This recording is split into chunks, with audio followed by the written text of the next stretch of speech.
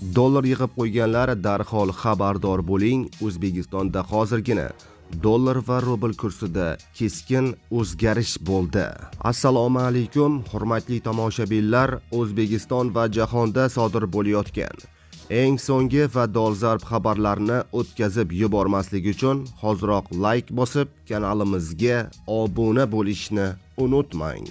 Diqqat qiling, Markaziy bank xorijiy valyutalarning o'zbek so'miga nisbatan 1 aprel kuni amalda bo'ladigan yangi qiymatini belgiladi.